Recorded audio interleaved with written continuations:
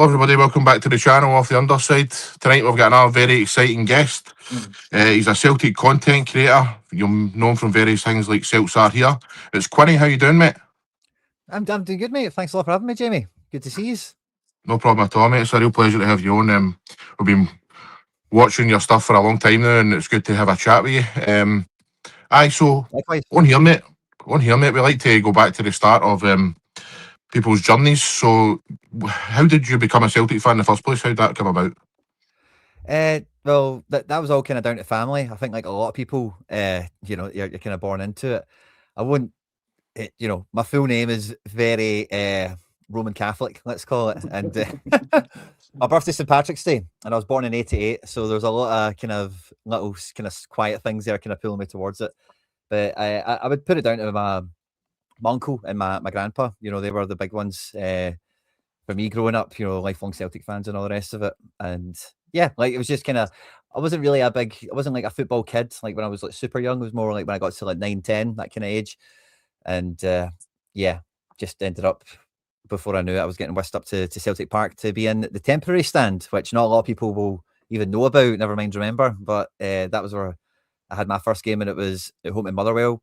We beat them 1-0. Big Pierre Van Hooijdonk scored a goal. And I remember I said something and people around me laughed, and I thought, oh, this is fun. It was a good shout to something at the ref, like a wee kid, like, yeah, idiot, or something. And it was good crack. So yeah, that's kind of how I get set up in it. Not only do I remember the temporary stand, mate, I remember there was absolutely nothing at one point. So that's how old I am as well. But that's good, mate. So is there any, obviously you've mentioned that Motherwell game there. Was that the time period of Van Hooijdonk and Andy Tom and all guys like that? Then that's a real good Celtic team during the kind of mid-90s. Yeah, and I don't remember much about. I think the first season I really remember is the Wim Jansen season, and that's maybe like a season or two later, when I was maybe like 12 or something, 10. So yeah, 10, it would have been 10 going on 11, and but that team, I remember like that was one of the things it made it really easy to be a Celtic fan, even though like I guess my family wouldn't have really painted me into the total picture of like what Rangers were up to at the time, 9 in a row and all the rest of it. But it was just always, I just remember always being like, oh, Bumblebee kits, George Cadetti, get Hairless Spaghetti, Paolo Di Canio and the Pantaflora boots or whatever they were called, and Big Pierre, Andy Tom. We just had cool guys, Tommy Burns obviously, and obviously Wim Jansen really kicked that up a gear, and that was when I kind of was cognizant of it a bit more. But yeah, that was a good team. I don't really remember Paul McStay as well. I've got like no memory of like growing up or anything like that, so a wee bit of a regret maybe perhaps or something. But it was a good time to start following Celtic, I would say. See, growing up, how much did football shape your day-to-day life compared to like other interests? I would say massively. Like I was a big I don't know why, but I really liked Serie A football. When I would probably put it on one of my best mates when I was growing up. He had this video, and it was like goals of the season from Serie A. And sometimes we'd be at his house, sometimes we'd be at my house. We'd be playing like Football Manager on the PC and stuff like that. And sometimes we would go to his house and we couldn't use the PC, so we would need to watch the videotape. And it was the only videotape that would go on. And one of the goals on the video, you've probably seen it. If you haven't, check it out, you'll enjoy it. It's George Weah, and he takes the ball from a Parma corner, and he takes the ball the whole length of the pitch and scores. And it just blew my mind. I thought, this guy's amazing. And then you kind of find out he won best player of the world and stuff like, oh. So I just really loved, I love Serie A. I love Italian football. Kind of, obviously I support Celtic, but I would say that was the first thing that got me like, oh, I really actually like football and wouldn't mind, when it's on the TV. And obviously we had the whole, the Sunday show or the Saturday show. What was the with James Richardson? It's dead famous. Everybody knows it. The thing on Channel 4, Football Italia, whatever it was called. So that was just that was probably a big part of it. And then Celtic games. I'm from Dumbarton originally, and Dumbarton, if anyone knows it, it's getting like it's a very split town. There's definitely both colours are represented there. But there's a very big Celtic club, and there's a big there's lots of pubs that are very well known as like Celtic pubs and stuff like that. And back then, kids could go to the pub to watch the football a wee bit, or maybe they still can. I don't know, but it was more kind of normal. Your uncle would just take you to the club or something like that, to watch the game at the weekend. Sometimes. I can't brewing the pub with Parkhead Chris and everyone else is getting mad about it. It was the good old days. Aye, and then in these types of places, especially when you're a kid, you'll always at some point find yourself near the snooker tables.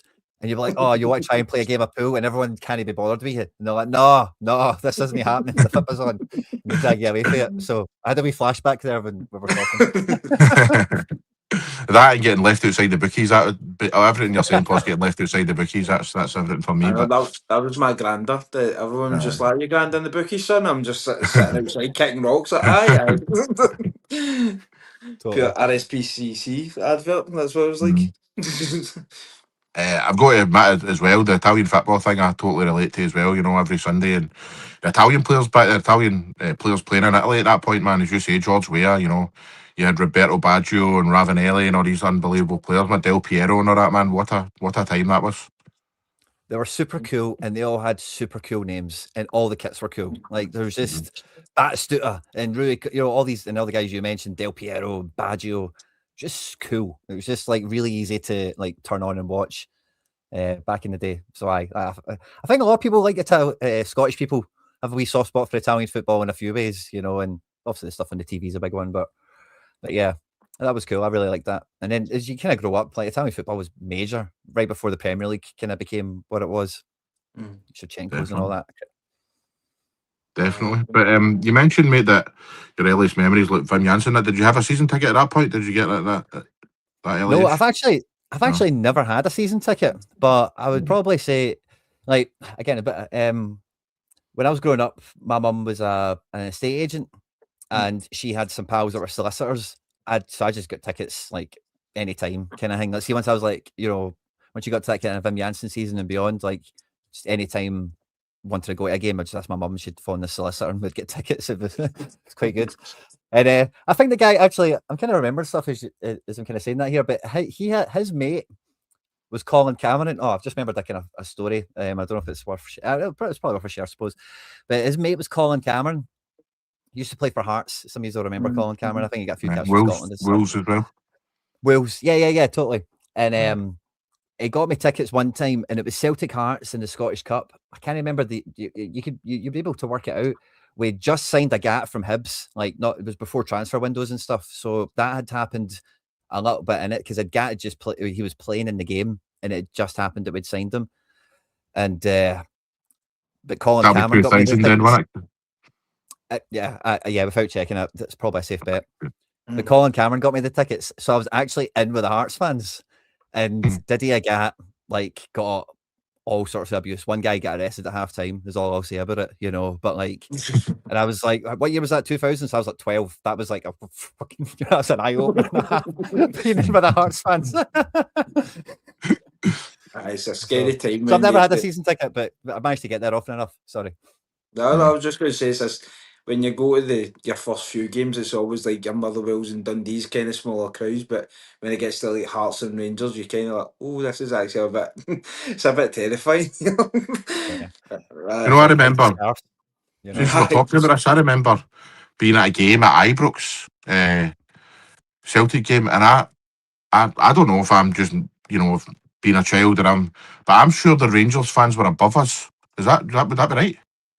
And I remember looking up as a wee guy, and it was all Rangers fans, and I just remember being grilled at, and there was people spitting down on you and all that. Actually, I'm sure that happened, by the way, because I mean it's crazy if that would never happen in this day and age, but I'm sure that happened. Everybody's got their firm was like I was about at 15 or something. It was like 2004 or something. So I don't know, but back then I can't remember that stuff. Sorry, I cut you off again, Corey. Well, that was just the first one I went to was Vinegar Hesselink, last minute winner. And I remember bouncing on the seat, and I think I've said this before on the podcast. It was the best shot. Whoever it was, I would actually shake his hand because what a shot. Later, bang, right in the cutum. And I'm like, my uncle picked up and just sparked the fag. He's like, that's all right, you man, we beat them. Well, you're not right. Don't tell These are the memory that your shapes you as a Celtic fan. I don't tell your mom. I'm like Totally. But so going back to that Wim Jansen team, obviously, did you realise just how big it was that season for Celtic to stop the 10 and, obviously all the pressure that was on the club at the time? I wasn't really aware of that part of it, I don't think, until towards the sharp end of the season, if I'm honest. What I was really aware of was that we'd signed lots of players and we got this new manager in, and it was like everything was really important. I've not really thought about this until we're talking about it, so it's kind of coming to as we're chatting. But yeah, I just remember the season had like there was an expectation. There was a bit of, it meant a bit more. There was a reason to pay attention to Stefan Mahe signing and, all these other guys, also all the heroes that everyone remembers, but all these random guys were coming into the team. And like, the reason I remember Stefan Mahe as well is I remember he was like, he went through a few games where everybody was talking about how amazing he was, and he was just smashing people, and he was getting up the line and zinging in across and all that kind of thing. And yeah, it just, I don't really remember the whole 9-10 in a row part of it, winning the league really until towards the back end of it, kind of spring, summertime. I'm just getting kind of memories of being outside and whatever, and it was like nicer weather. So no, it wasn't really something in that sense. But another, the main memory I've got of that season, I would say, is I remember being in the sports shop. I forget what it was, like a JJB or whatever, at Drumchapel Shopping Centre. If anyone knows, it used to be like a huge, I think it may be a Dixon's or something, or Dixon's Curry's, whatever. And I was getting a shirt printed, and I wanted to get Reggie Blinker on the back because he had dreadlocks. And I was just like, oh, get Reggie Blinker on the back. And the guy, I can still remember, I could pick the guy out of the lineup. The guy stopped to my mum and he said, "Don't let him do that." And I got Larson on it in the end, so the guy obviously done me a solid. That's a massive change there, man. That's a massive. You've done the right thing, definitely. So guy's a legend. He doesn't know it. Yeah, definitely. Reggie Blinker was a kind of a wee bit like Bobby Pettit. He started off pretty poorly, but then he kind of came onto a game a wee bit towards the kind of, as Martin O'Neill came in, with Bobby Pettit anyway. But Reggie Blinker wasn't the worst, man. It wasn't the best either, though, to be fair. But he done the right thing, get Larson, man. Yeah. Aye. Reggie Blinker had a stinker. Aye. But obviously, after that, so after that was Wim Jansen, and then it was it John Barnes after that? Venglos, I'd have said. Dr. Joe. Wingloss, Dr. Joe. Aye. So that kind of time, then you had like Lubomir Moravchik and all that coming in, man. That must have, Aye. Do you know, the thing with Venglos, right? He's mainly remembered for Moravchik, but see, the one thing I remember as a Celtic fan, that was the first time, and it might have happened before because I did get to some odd games once in a while, but it was the first time once we had Venglos beyond, is when I remember going to like European games, and it was like, I've still got the ticket stubs somewhere, but it was like Diddy UEFA Cup qualifiers against like teams from Lithuania, and like there were horrible games that Diddy's get tickets for, obviously, and I just remember thinking it was really cool. Like, oh, we're going to go see a team from Slovakia or whatever. And, I think maybe I played one of the Bratislavas back then as well. Maybe that's why it came to mind. But I just remember I was thinking that was really cool. And I don't think we did great. I think we beat, I remember just thinking Venglos, like, oh, I've seen him maybe beat somebody in a qualifier or something. And it was good fun. It was just that's the only thing I really remember from it. But it's one thing, obviously with Wim Jansen, we hadn't won the league yet or anything. So I don't think Europe was ever really something that we never, again, I don't really remember it well, but I don't think it's anything that we ever really got much of a shot at. No, not really. Can't really remember the days like Wim Jansen and like anything to do with UEFA Cup. Wasn't Like Tommy only Burns that and all one that, season. nothing really major. But I was just going to ask see, obviously you went to a lot of games at the time, and we always want to voice your opinion, or were you a wee bit more and within yourself, and then the older you got, the more confidence you got with it? I really, as I mentioned from that first game, which was just a memory that kind of came back to me, I've always really enjoyed shouting out at football. I've always really enjoyed singing. I've always really enjoyed like getting involved in it. And it's something, even as a kid, like I just loved, I was allowed to shout. I could just like shout at the ref's like right there.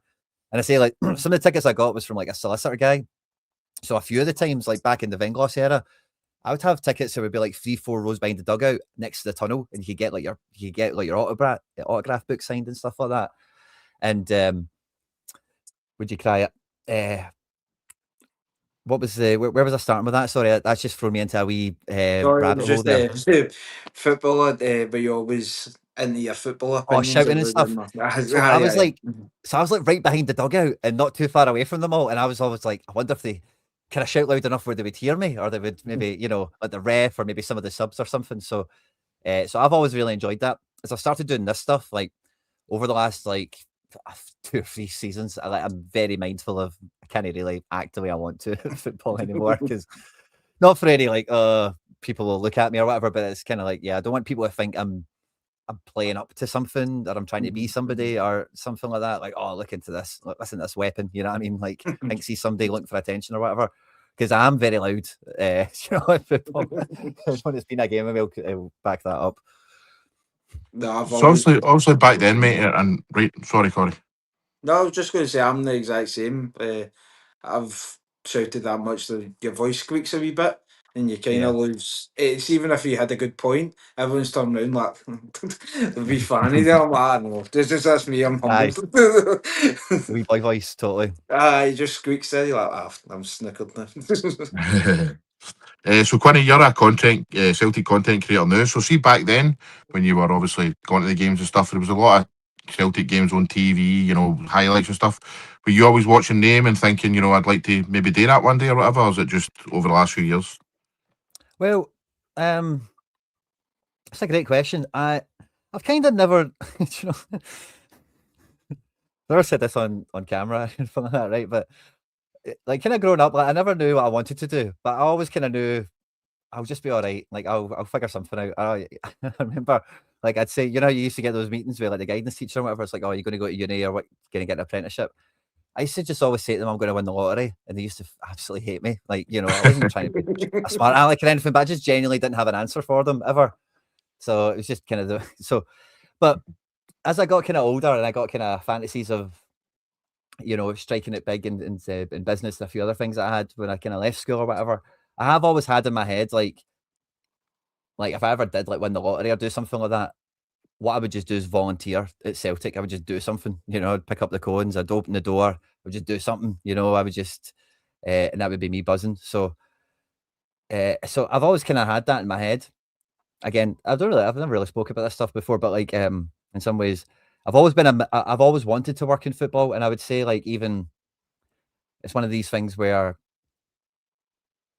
especially when you're growing up, it's hard to know what you're capable of doing. It's hard to know what you can actually shoot for. And when you try and shoot, or if you want to shoot for something that's kind of out the box, it's kind of hard to get a path to go down. So it's something I was always really up for. But see, back then, there was just like no, it wasn't even anything you thought about. It wasn't anything you would consider or plan or think about. It would just maybe more be like a kind of a subliminal thing, if anything. And then, yeah, kind of like as I got older, I had a business that failed ultimately, not to go into all that, but by the time I was like 23, 24, the business had like closed down. I had a couple of quid in my pocket, and I just went, fuck it. And I just put myself through coaching badges. And I was like, I'm just doing it. Like, and I just went and got like sales jobs for a while. It was a kind of sales business. So I just then went into just sales jobs and just did stuff. But I was just like, I'm just going to coach. I'm just going to do it. Why not? Like, what else am I doing with myself this whole time? You know? And I went and got my UEFA B, and I ended up doing like coaching for like 5 years, 6 years. And then I ended up doing content stuff, or, you know, I know we were just kind of asking about thinking about Celtic and working in it and stuff like that in the future. But when I got in, so I ended up I was doing a job at the time. I was working with a roofing company, and I was like we changed my job title every other week. I kind of did everything to do with the jobs, you know, sort out the scaffolding, the skips, the fitters, the customers, before, the afters, the durings. There's a storm, the roofers fell through 2 flights of somebody's house, the scaffolding's no showed up, you know, whatever, you know, like all that stuff. And I'd be on the road a lot, and I just had so much stuff to say, just listening to football or talk or watching, just being a football fan. And at one point I just went, screw it. And I just started I was playing like a kind of gambling kind of game at the time, a kind of gambling alternative. It's not something that exists anymore. I won't get into all that. But I was having that as a screen essentially, and just talking about different players. This guy's just made a transfer or this and that. And it was just kind of like a way for me to like talk to people without sitting on a phone with my pal, or, you know, having somebody in the car with you. It was just kind of like in that kind of sense. So nothing's been planned, or nothing's been I'd love to be on screen or be on camera, or, you know, even the coaching stuff. It wasn't even anything I gave much serious consideration to. It was just kind of at different points I've said, screw it, I'm going to do something, and done, and kind of done it. And yeah, that's the way it's went. Was there ever a real turning point where your Celtic content went from like quote unquote a hobby to more serious? Yeah, I would say when Rodgers came back is probably when that happened, because I'd been doing some Celtic videos on, like, I've got my own channel, Quinny 3001, and that's kind of, I still do like kind of gambling alternatives, ones that are, pretty solid and all the rest of it there. And it's just kind of football analysis. And on that channel, if you go through it, I've got tons of videos of like scouting, of match reports, of analysis of whatever I'm watching at the time.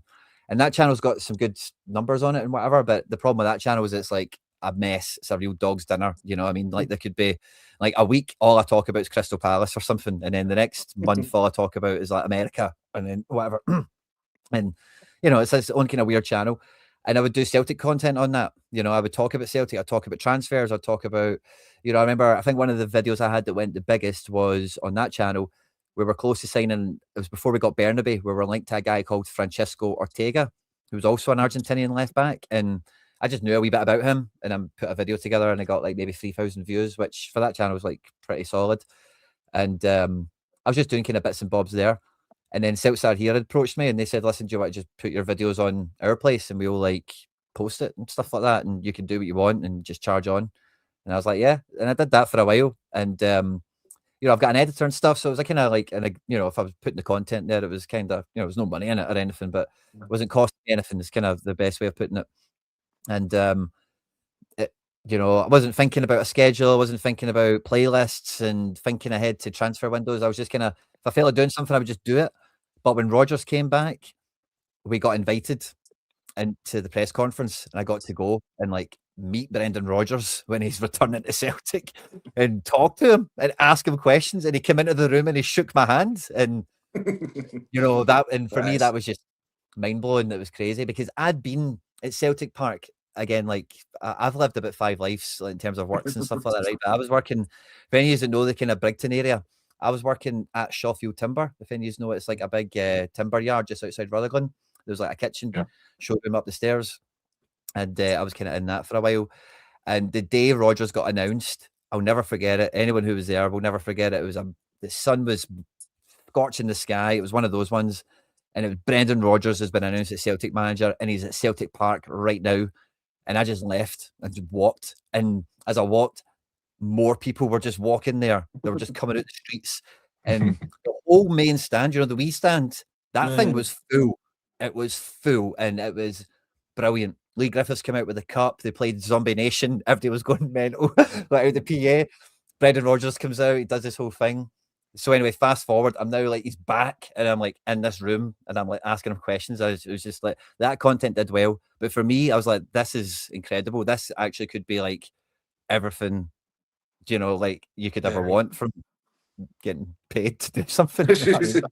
I'd never want to call it work or a job, but like getting paid is probably the once it turns into work, then after it's not enjoyable anymore, isn't it?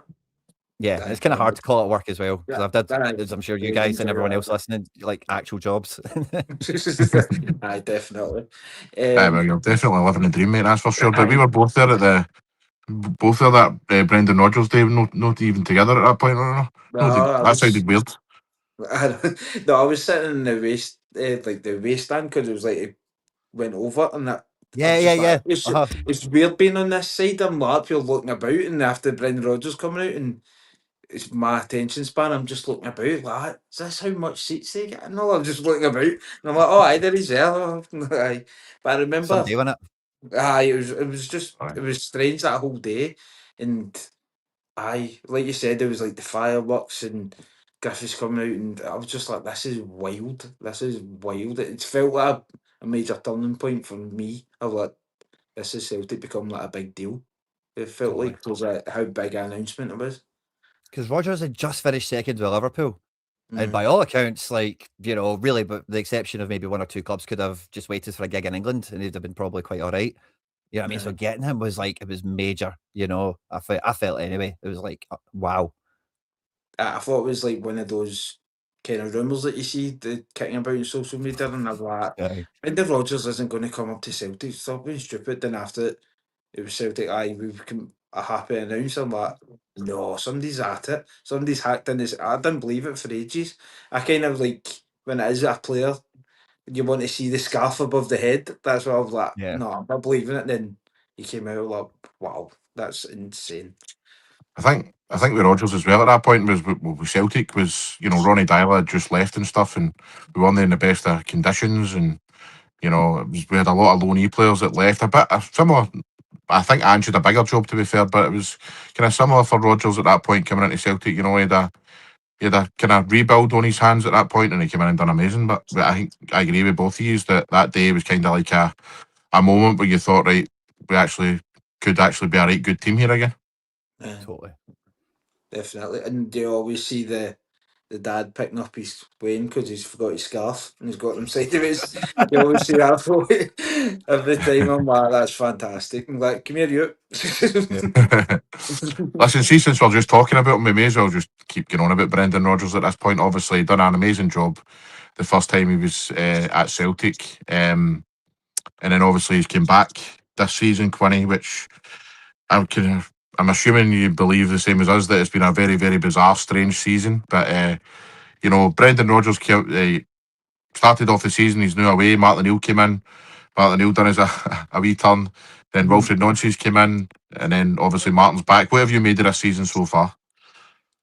It's wild, man. It's wild. Like, I thought this season was going to be wild, and you know, I've kind of you know, tried to give myself a wee bit of limelight over. Like, I made a point of saying Hearts were going to have a good season dead early. You know, like as soon as they appointed McInnes, I just had this feeling they're finishing second this year. They'll get ahead of Rangers with Jamestown, and McInnes knows how to beat Dundee away and all that caper. You know, the stuff you need to do to finish second, really. And so I had the feeling it was going to be a different season, but like I was saying this way, I forget where it might have been. It might have been on Axom the other day or something like that. But it's been one of those seasons of the chickens coming home to roost. Everything when you've said this would never happen to us, it did. You know, like we'll get strikers in by the end of the window. We'll get the players in. They'll be crap, but we'll get 12 of them. You know, we'll get them all, and they'll get in the last minute. No, we didn't. You know, Brendan Rodgers, we can't sack him, or he can't leave, or he won't leave, or he's staying the 200% till he's emptied.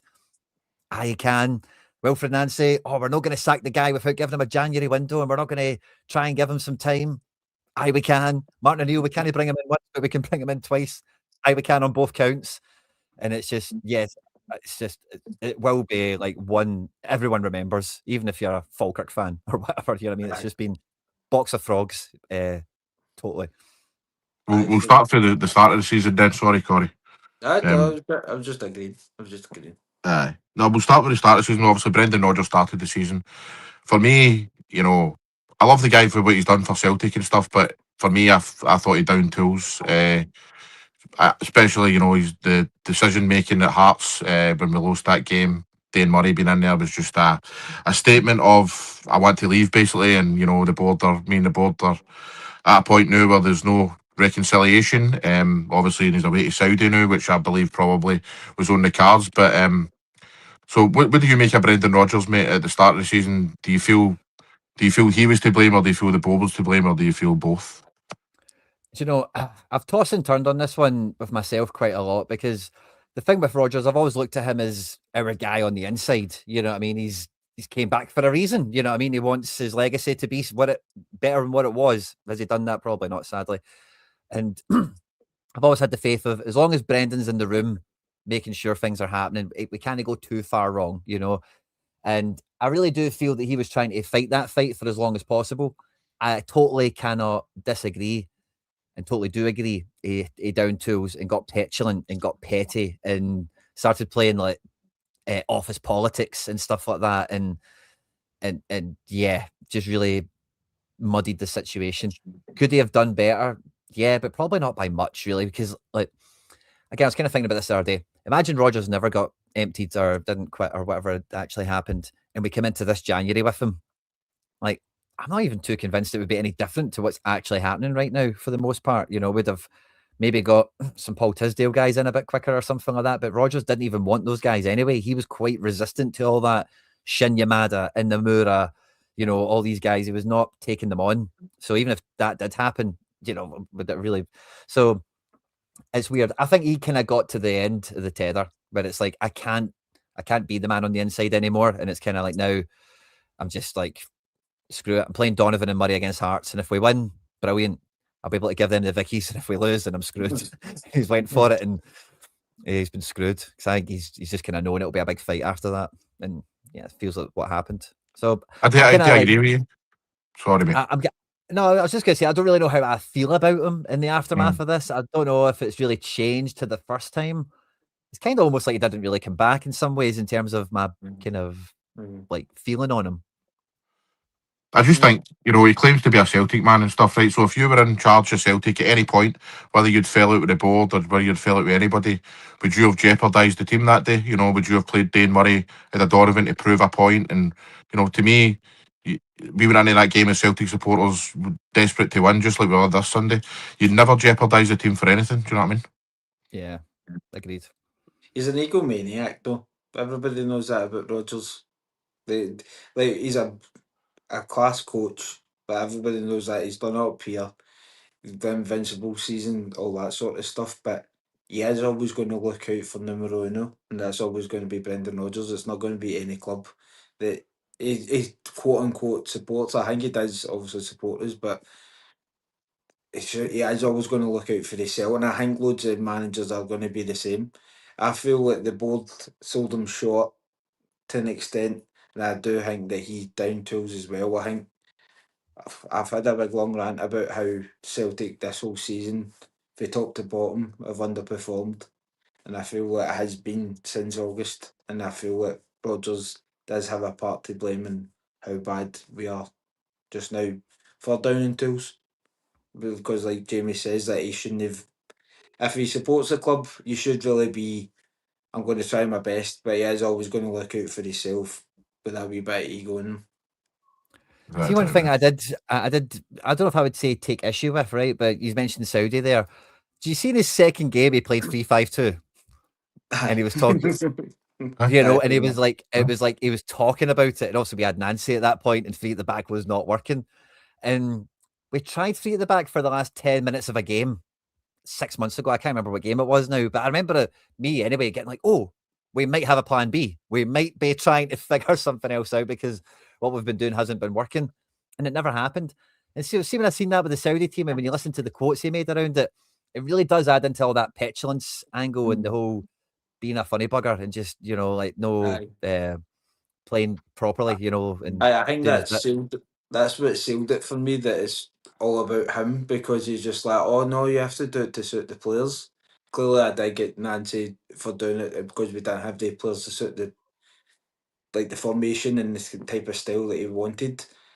But I can't undermine what he has done for the club. He did do amazing and probably the best run in Europe last season that we've probably ever see, apart from the UEFA Cup in Seville. But I do feel that he did maybe have one eye in Saudi and they kind of down tools and the board didn't really help matters, so he's just like, I'm done. I can't do much else here.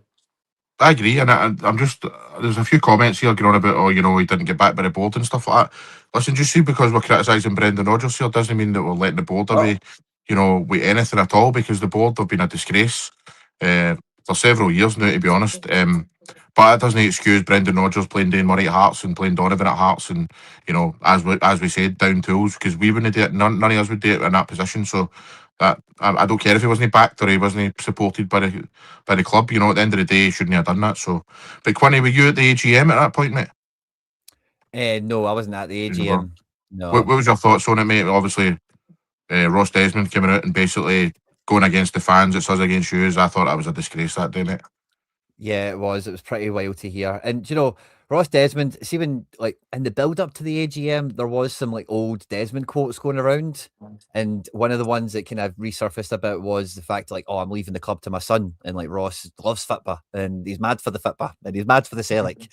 Right. And it was kind of when you hear that, you're like, okay, maybe he could be, maybe, right. And then you hear that AGM and it's like, oh no, man, he's not.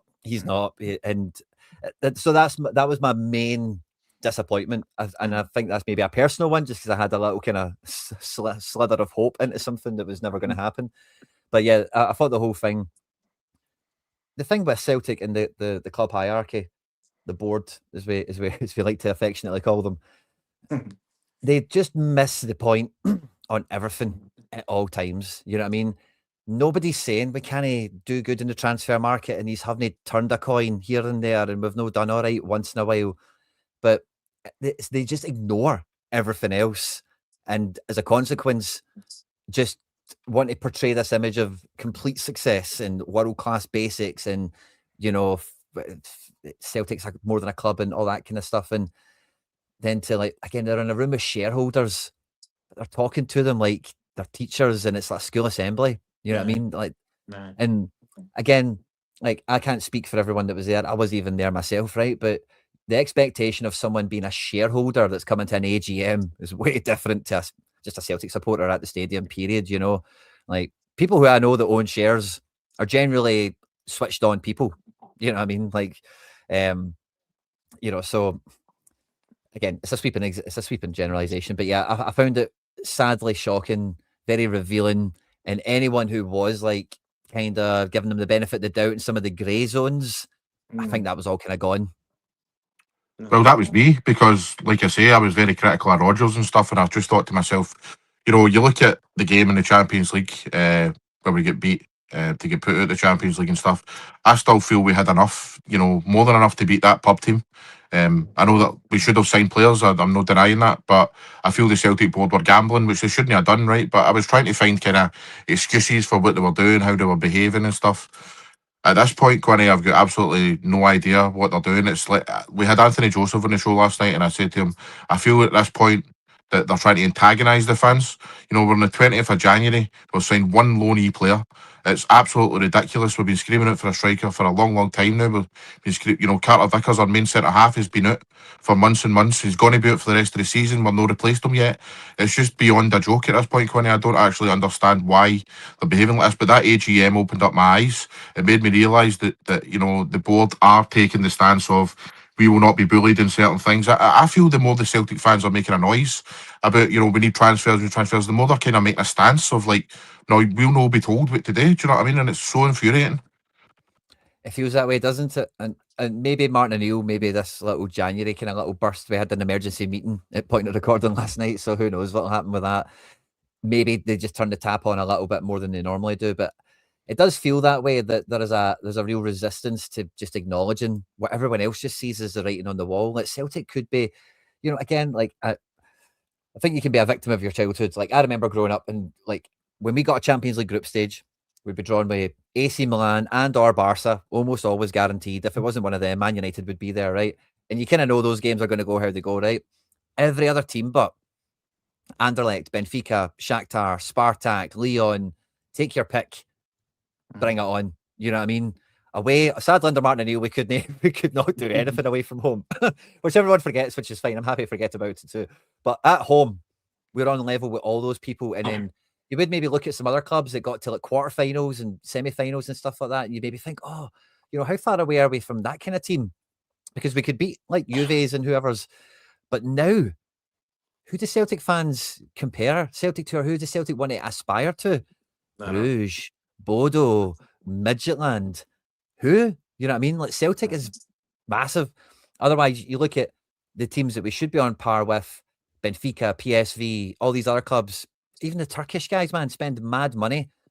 And the board just, for me, underestimate everything. They underestimate how hard it is to qualify for the Champions League. They underestimate how big the club could be. And they underestimate winning the league, which this year, I mentioned before, chicken's coming home to roost. That's that chicken. They think, oh, of course we're going to win the league. We'll just stick Johnny Kenny up front. We'll be fine, like. I do believe the board don't really treat the fans as that are united togetherness. I feel like they treat them more like you're the consumer, you're the customer. As long as like the money's coming in, they're happy. As someone said it to me the day, and I think it's an actual fair point. With Desmond and his son and all that, someone said it feels like the Kellys, but this time it's Kellys with money. The Kellys never wanted to give up Celtic. Desmond never wants to give up Celtic, and he's got the money to keep Celtic. And I feel like he's got the Celtic fans over a barrel, and I'm like, and you never should have a board make you feel that way. It should be everybody we're all together. We're all going to try and make Celtic the best they possibly can. Like you said, like aspire to be like a Benfica, aspire to be like a PSV, but it just seems like there's a lack of ambition. You just feel like, oh, we're just a Scottish team, so what? How much can we do? But like you said as well, Bodo Glimt, I think before we were recording, they were 2-0 up against Man City. So there is chances there, there is ambition. I just feel like they just don't have the drive. I feel like they potentially still be like dinosaur mentality, like, oh, let's operate the way we did in the early 2000s, but football's completely different now. It's changing season on season at this point, so we need to modernise the club, and I feel like Don Mackay, when he was here, was trying to do that. Desmond didn't like it, and that's how he left very quickly. That's how I always feel about it. Someone didn't like it, because Aye, I someone suspect was he there. probably wanted a lot of people to change jobs, and if somebody gets a word of that before Desmond gets a word of that, maybe they just take him out, That's what it feels like. A kind of like Don Corleone thing, like you're going to be sleeping with the fishes if you talk like that type of thing. But I just don't get it. It's just a lack of ambition, a lack of drive, and saying that they're getting bullied off the supporters. The supporters are just angry because we're not progressing to be the best that we can possibly be. I feel personally that they just want to line their pockets more and more with their money. That's how I feel. Like I'm over a barrel. I'm a season ticket holder, and I know in 2 months I've got the renewals coming up, and I'm like, I kind of don't want to give them money for my season ticket, but if I don't, they're like, oh, it's all right, we've got a waiting list, somebody's going to take it. So I just feel like they don't really care about the support that's actually there. We See the can lack of afford. ambition thing. See the lack of ambition thing. Do you think there's an element of, obviously, we all know what happened to Rangers, right? Do you think there's a case to be made that Desmond and that just feel, as long as the club's financially stable, they're still winning trophies domestically, which, might not happen this season, that everything's going to be fine, the fans will be happy with that, and no progression in Europe? It feels like that to me. I I think maybe to an extent. Sorry, Quinny. I was just feel like to an extent you're probably right, but I don't. I think sometimes a few Rangers fans have said to me, "Is like, are you just going out there expecting to spend 10, 12 million on every signing?" I'm like, no, we just like the players that we did get under Ange. Kyogo was 5 million. What was it made? It was like 2 million. Abada was only a couple of million. There's quality there for a small ish fee compared to like the crazy money that's going down in England. I think we utilised that market very well under Ange, but now it just seems like let's abandon that and go back to project signings, which it's never worked with Celtic. I can't think of one project signing that has worked. So I just I don't get what their mindset's going. Even as businessmen, if they do think as customers and consumers, the customers aren't happy. So you need to give us answers, and we won't. We'll get radio silence on the 1st of February when Celtic fans will demand a wee bit of answers and be questions to be answered. that's the part of it. I find it really hard that they don't.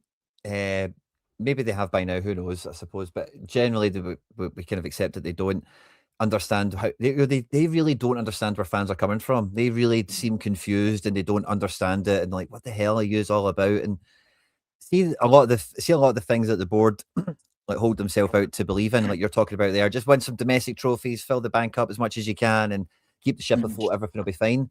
I think if you polled Celtic fans under Strachan and Mowbray, maybe even into Dyla, I'm going to say the majority of Celtic fans would completely agree that is the reality of Celtic. There's not much more to it.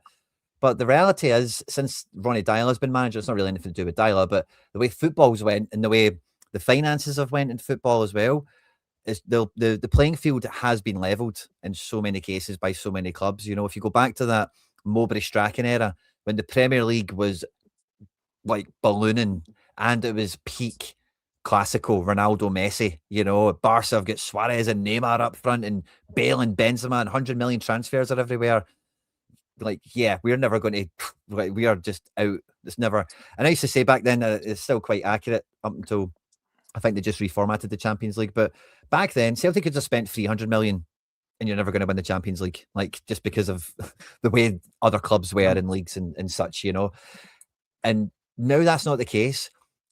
I would think and hope and pray the club recognises that, oh, do you know, see, the wee shareholders that used to come to the AGM that didn't really think we should be competing in Europe or we shouldn't be better in the transfer market, even those guys are saying this stuff. You know, it's filtered into that level where everyone now agrees that more is definitely available. It's more than possible. And that's coming from a lot of people who were like singing the song you were singing 10 years ago. It's outdated, it's in the past. And to tie it into what you have both said there, like it clearly feels that they don't have a goal beyond like we've just kind of all stated there. And if you don't have a goal, like again, it's one of those kind of like old sales terms I always kind of love, right? But it's a boat with no rudder goes nowhere. So if you don't have a goal, like you're never going to achieve anything, kind of thing. And that's kind of where we are. You know, we're a boat with no rudder, just going nowhere, like fast. Definitely. Just happy with your domestic success, like, but where's the progression? But we're at a point now when we might not even get domestic success because, you know, you look at the what we're producing on the park at the moment just isn't great in that. What's your thoughts on, like, at the moment, Quinny, going forward? Obviously, we need a striker. I'm sure you agree with that. What other positions do you feel we need? And, you know, if they don't strengthen in the positions you feel we need, do you think we could still go and win the league? If we don't get signings in, we're cooked, man. I think, you know, I don't think we're going to go very far. We need quality. Again, just before we came on, it looks like there's some serious reports coming out that we're getting Kvankara from Mönchengladbach alone with a buy option, who's a nice striker. He's not like top scorer of the Bundesliga or anything like that. You know, he's definitely damaged goods, as is everyone that we're going to be linked to, obviously. But he's one of the more interesting ones, one of the more exciting ones that we've been linked to. So I think if we can at least do what we all kind of thought would happen in the summer. Oh, we'll get there in the end. You know what I mean? They will need to do a great job, but they'll do a job. The board that being, I think we're going to get there by the end of January. We'll see who traps. I do think we'll win the league, but in terms of like what players do we get, what positions, and it's hard for me as an outsider to really think about that beyond just this window, because who will be the manager in the summer? What's the club's plans going forward? They should have a bit more of an idea on that, which will help them ID what and be able to pitch them appropriately, obviously. But I think it's glaringly obvious we need a centre back. I'm a big Scales guy, and a lot of people kind of know me as that. And I don't mind Trusty either. And I love Vickers as much as the next guy. But our defence has been missing an elite player for a long time.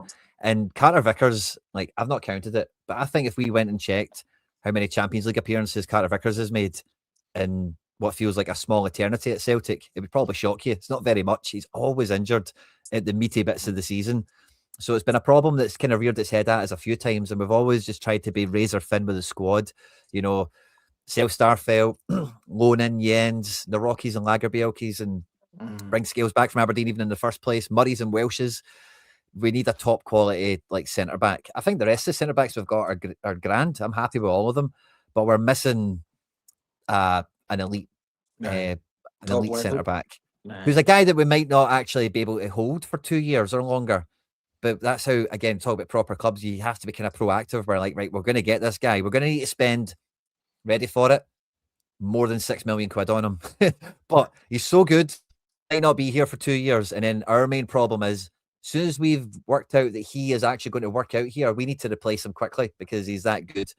And that's the sort of player we need to kind of get back to having in the team. It's been a long time since we've even ever operated like that. But that's the way we need to go with it. Desmond's arse collapsed there when you said more than $6 million. He's like, oh no, who said that? He's banned. He's not coming back.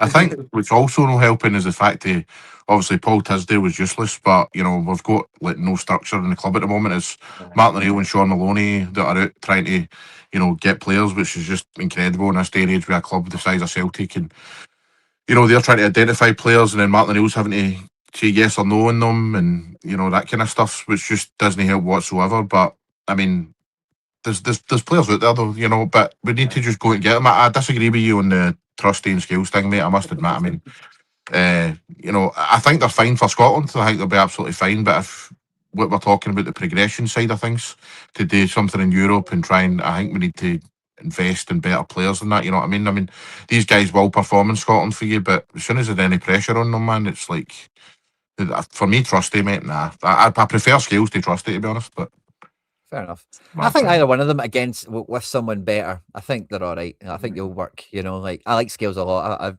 I like guys that you can tell when they leave the pitch they're fucking done. You know what I mean? Like they've put everything out there. And he doesn't shirk away from nothing, which is maybe a weakness you maybe have with Trusty, which I get. But yeah, no, I think that's probably one thing that's been long overdue. And I was going to kind of tie that into something you said as well there, but it's just slipped out the back of my mind here. We certainly need a striker. There's some chat about that. A winger would be very good. There was some chat about that today as well. A boy from Girona, he'd be really good if we got him. That would be like he'd sell some shirts. You know what I mean? He's a good one. Bit of flair in him. And again, like I'll ask you this, right? We've seen some reports a day or two ago, rumours. Engels might go to Leipzig. Now, I've already kind of spoke on the channel. My kind of POV on it is, if it does happen, I'd like to hear your takes on it. Well, it could. He's not going to. It won't happen until after we play Utrecht, I don't think, regardless, because that's just the way the reality of the situation, I think. But anyway, Engels to leave. Did you see it? What do you think of it? I wouldn't be happy. Sorry, I'll let you go first. I wouldn't be happy just because I feel like our backup is too much a dip in quality.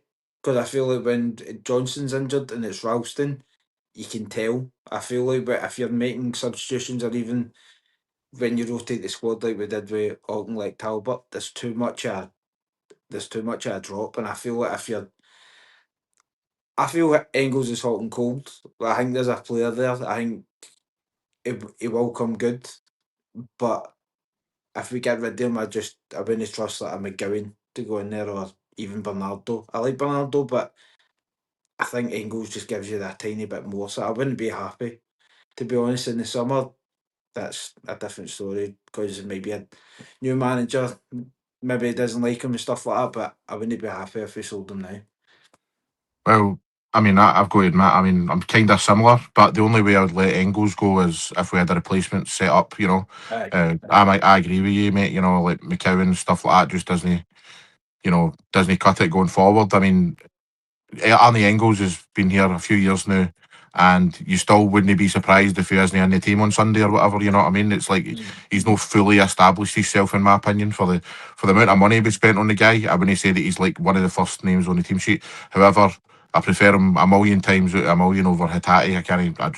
Real Hattati for me is just got to go, man. He's no good enough for Celtic. But the Arnie Engels thing, I would take a loss on Arnie Engels, see if it was like maybe around the £8-9 million mark. But if we went out and got a player of that kind of, I reckon there's probably even players in Scotland that could come in and do the same. I mean, would Elliot Watt, for instance, would he do a worse job than Arnie Engels at Celtic? I'm not sure, man. I don't think Arnie Engels he's not done it for Celtic fans, really, has he? I think the rumour Yeah. is we'll break even. Roughly, I think it was just with the exchange rate. I know that Desmond again. What? No profit? But it looks like it's just breaking even with the exchange rate and stuff like that. Maybe I get what you're saying with that water. Even I don't know. I was going to say that Josh Mulligan, but he might do a turn. But I just don't think Engels is kind of totally established himself. no, You know what I I mean, know he's not like a McGregor where he's constantly going to be in the team and stuff. exactly. What do you think, Quinny? Would you be happy with that? With Engels, I'm kind of with you. I'd rather certainly have him till the end of the season than lose him in January. Because I just, again, like the drop, I would just echo everything you've already said about it. Like, would I want to play Bernardo and McGregor midfield for the rest of the season as a result and have 30 million quid in the bank or whatever it would be, gathering some more interest and dust that benefits nobody. So, yeah, I wouldn't like to see it. I do quite like the fact that Leipzig are interested in him. And I think that kind of is maybe something that puts a wee pep in his step, maybe just lifts his confidence a wee bit, just puts a wee swagger on him. I think he's looked better under O'Neill. I'm kind of, I'd echo again everything you said, Jamie. You've put it very well, actually, kind of encapsulated Engels. Like, if he didn't start, you wouldn't be surprised, but equally, you're kind of happy to see him in the team than not. That's a great way of putting it. So, yeah, I like him. I think O'Neill can get a good tune out of him as well. But I've just got a feeling, man, like, we're 15 million up profit this season on transfers, and we made 5 million quid on Frimpong this window, so we're like 20 million to the good coming into the window.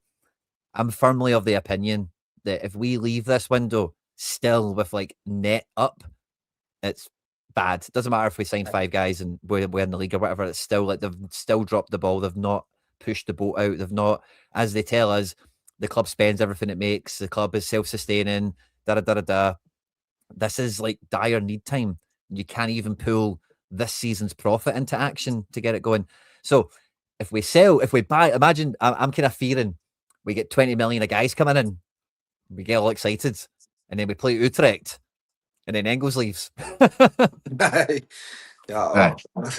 Okay, That's the Celtic way, man. They would do that, but it's madness, man. But obviously, do you feel that hopefully, obviously, as you say, it's a very, very critical time for Celtic in this transfer window and stuff. But do you feel if Celtic don't improve and they don't add to the squad, do you feel Hearts could go and win the league? Because I'm pretty sure we all don't want the other team to win the league. So I was really confident on Hearts doing well this year because of Derek McInnes. Now, I listened, I chat with a lot of guys that are really big, like Tony Bloom aficionados, and are good kind of data guys and whatever. They don't make content or whatever, but they have been in my ear relentlessly about McInnes isn't he playing this guy and that guy, and Tony Bloom's not going to be happy, and McInnes is a dinosaur, and he's not even using the Hearts team properly and all the rest of it, even when they've been winning. So I think Hearts, I know they've got injuries and stuff like that. I think their squad is sneaky deep and shouldn't be underestimated, number one. Number two, what I would say about McInnes, which gave me confidence on giving Hearts a shout for second this year, is he knows the fixture schedule. He knows the split. He knows, as I said before, going away to Dundee and Livingston and, all that kind of caper. And I don't know. I think it's a would I want, take your Celtic hat off, if you're Hearts or Rangers, are you picking Danny Rowe or Derek McInnes for the run-in? I'm probably picking Derek McInnes personally. Like if I'm looking for someone to get results, get us by hook or by crook over that line throughout these remaining matches in Scotland, so I think that, I know I've said this a few times, the split is going to be mega this year. This is going to be the closest title run in ever. Even if we do get a wee bit ahead again or whatever, coming into that split, nothing will be decided. It'll still be all to play for, I think. Totally agree, and I echo everything you just said, mate, about McInnes and stuff. And it's like the only issue now is, though, obviously Shanklin's going to be out for 6 to 8 weeks. Cabby Devlin run about the same time. Beningame, is going to be out for a while. He's not playing the Celtic game at the weekend. Obviously, this weekend is just massive for Celtic to even. To me, it's make or break. Celtic lose on Sunday, 9 points. I just don't understand. I don't see us clawing that back at any point. I don't know what you think, Corey. Do you agree with that? No, I agree. I feel that I feel like if we lose on Sunday, then we're not winning the league. But I don't have any faith, even if we do win on Sunday, that we could win the league, because I just don't feel. We've got a good team, and there's players that have been there and done it, but they've just not shown it this season. They might have a severe lack of confidence in themselves.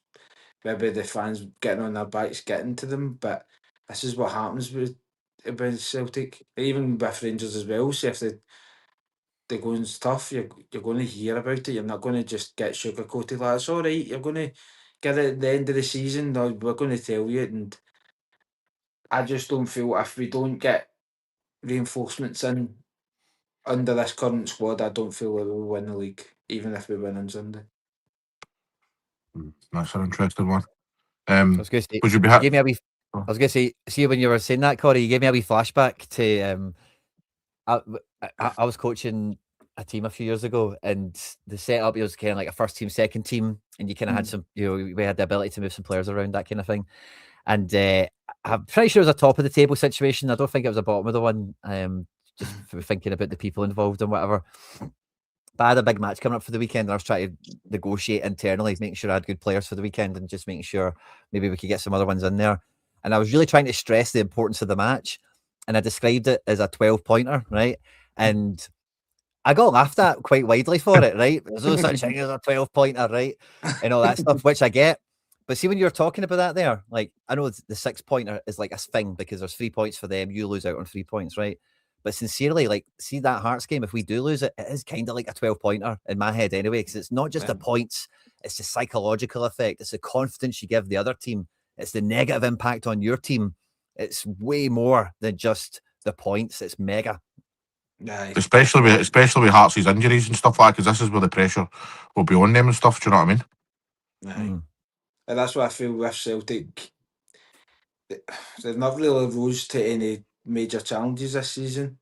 The Champions League qualifier, League Cup final, they've not really rose up to them. So I'm hoping, I've still hoped that Celtic will win the league, but I just don't see where that's going to come from if we don't get reinforcements in. If we get reinforcements in, maybe I can value the squad and see where we are at then. But currently, I just don't see where it's coming from. We don't have a striker. The midfield's playing a bit peely-wally. So is the defence. Our goalkeeper, I don't trust Schmeichel as much as I used to.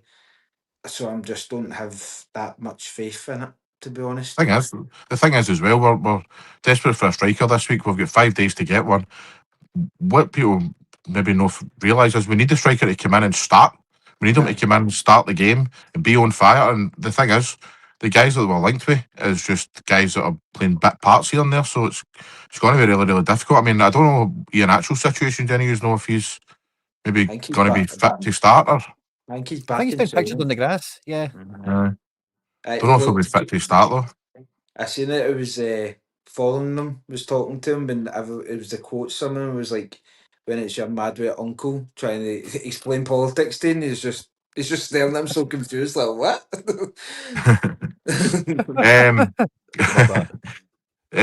Quinny, back to yourself, mate. Before we finish up, what's your plans for the future, mate? You know, your content wise, where can people find you and all that stuff as well? Aye. If you put Quinny 3001 into almost any social media, you'll probably find a yellow and black picture of me pop up. Celtic content is all at Celts Are Here. I don't do anything other than make the videos. I get some messages once in a while saying about articles or posts online and stuff like that. I don't do any of that stuff. That's not me. So you can kind of find all that there. In terms of plans, like I made the kind of boat analogy earlier, but kind of, you know, had a wee bit of memory lane with me earlier. I'm very much a goals orientated person. Don't get me wrong, but when it comes to this stuff, like I do struggle to. I try and I'm always thinking about making better videos or the next video, or how do I make, you know, that video, how could it be better? Like, how could I show whatever it is I'm trying to do nicer or cleaner or shorter? But I've kind of often struggled to think beyond just like the topics that are at hand when it comes to Celtic in particularly. But over the last little while, like honestly, like, and again, it's been fun kind of having some of this chat with you guys in terms of the memory lane stuff, because it's just reminding me of stuff that I'm kind of thinking and doing right now. This stuff I've been kind of thinking and doing way longer than I was probably even kind of aware on some level. But I'm sincerely at the point now where, you know, and again, it might just be, you know, reading your own press and all that a bit too much. But see, when you see Paul Tisdale is in the building and you see all this stuff Celtic's at, I just want to keep doing the content I'm doing, but I'm putting myself in the mindset of, and I kind of always have, but I'm really going to try and lean into it a lot more of, imagine Celtic were paying you to do this video or to do this work, you know, what level would you put into it? What would you actually kind of do or come up with for, you know, that kind of vibe, you know? So maybe, I don't know, maybe give it as a kind of simple or a cheesy answer, just try to maybe lift levels or something like that, or standards, I guess. But that's the only thing that's kind of came to me in the last kind of week or two where I've been like, this is something I could probably try and get my teeth into a bit more and just see what happens off the back of it. No, I can totally relate to that. Where you're just trying to make things better each kind of episode you've got over or whatever. Do you know what I mean? So people can enjoy your content. But mate, you're on a good platform anyway, because you've done well for yourself. Loads of people are watching you. You know, your on X. You know, I see quite a lot of your stuff coming up on X and on YouTube and stuff, mate. So just keep doing what you're doing, man. And really appreciate your time, pal. Really do. It's been a total joy talking to yourself and talking about Celtic and going through memory lane. So just wish you nothing but the best for the future, mate, and just keep smashing it, brother. No, again, it's been great coming on. Thanks for the invite. We've been trying to get together for this for a wee while, so it's a nice kind of time to line up for this one in the middle of the January window. So yeah, thanks for having me on. It's been great hanging out with you guys as well. No problem, mate. Thanks very much, everybody, for watching. Cheers.